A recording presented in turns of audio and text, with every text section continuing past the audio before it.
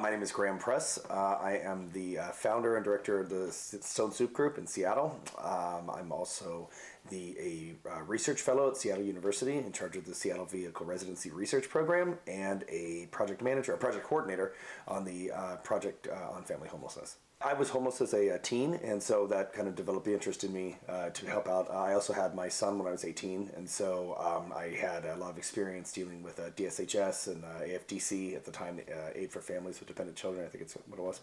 And so I spent a lot of time going through standing in lines trying to get services to help with medical bills and housing and everything back when I was a teen. So when I got out of it and I was able to develop a career on my own, and then years later decided that I wanted to actually change my career and start to do something more with social services, but as a research level, I decided that I wanted to work on this, and so I got into working with homelessness.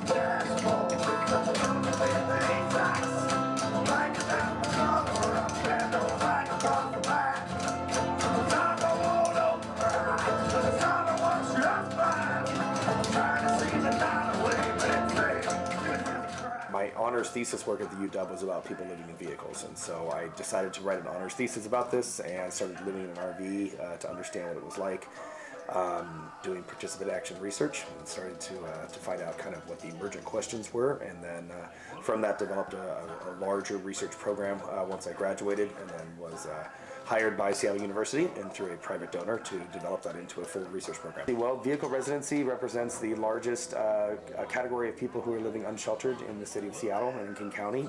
It's at 30%. It's actually I think 32% right now. It's been that way for over 10 years, and if we go back about 13 years, it's about 8 times what it was back then. It's the fastest growing demographics of people who are living unsheltered in Seattle, King County, and by far the largest group. The second 2 largest other groups are other and in general living in structures. So those 2 combined are about what it is for vehicle residency. So vehicle residency is something that has been a very, we call it an emerging crisis, but I would say it's not so much emerging as that people are just realizing that it's been going on. And for the last 10 years, it's been a major issue.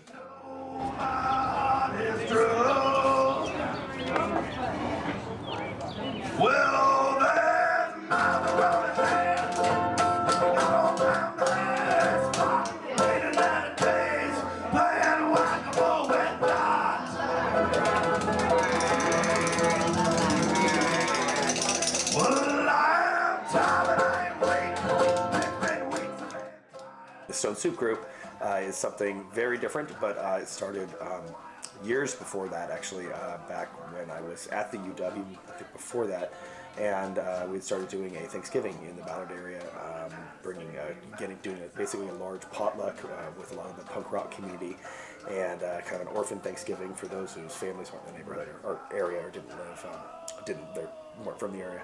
And so we started doing this big potluck and started feeding the homeless community that was in the area. And then we started packing the food up and taking it out to people as well. And 2 or 3 years later, we decided that it wasn't enough. And so a buddy of mine and I decided to start doing it every month. And the next month we realized that every month wasn't enough. So we decided to do it every week. And that was now a year and a half ago this coming week.